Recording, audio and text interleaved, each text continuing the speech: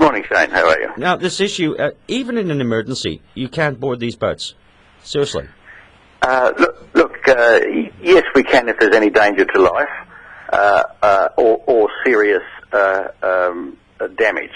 Now, we have a procedure where we must contact Marine Safety Queensland on the Sunshine Coast and get authority to do so.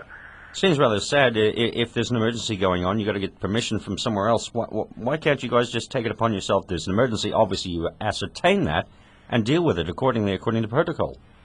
Well, yes, it does, and particularly from the public, there's a clear expectation that we would remove a drifting vessel, particularly if it presents a hazard to shipping or property or the public in general. Now, that's certainly an issue to us.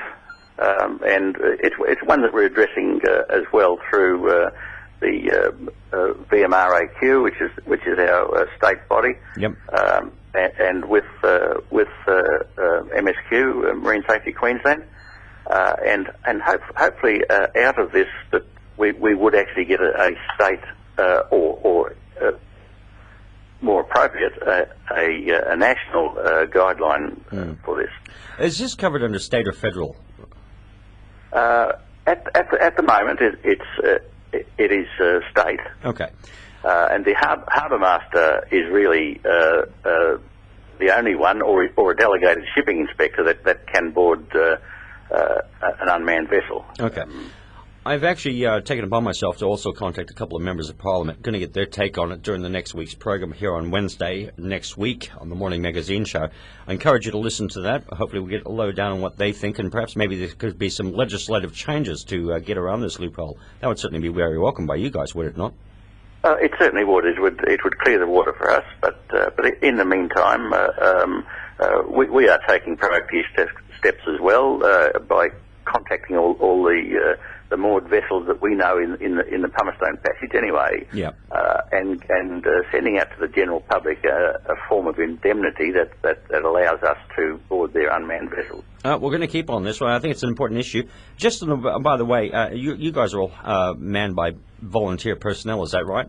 Totally volunteer. Now, people want to be interested to become a member of your group, the Volunteer Marine Rescue Service, Bribie Island. How can they get in touch with you? They can call in.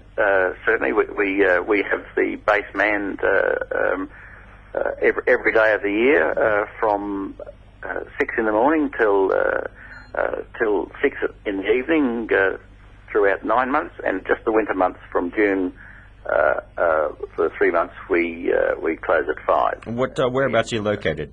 We're located in Marine Boulevard on Bribie Island, just off Sylvan Beach Esplanade. We have the Marine Rescue base there, and I think everybody in the area knows the base and the 3 vessels that we have there. Excellent stuff. But maybe people on the mainland that might say, "Gee, this is a job I'd love to do." Yeah, sure. I'm the public relations officer for there. They can certainly call the base on 3408 7596 at any of those office hours that I mentioned. No worries, and hopefully it all goes well. And you do a wonderful job. I understand you do cover all the waters of Caloundra to Redcliffe, 10 nautical miles east of Moreton Island. And use the UHF and VHF channels on the marine radio service, and you do a wonderful job. You're pretty much on standby 24 hours a day, but as you said, active from 6 to 6 and weekends and public holidays.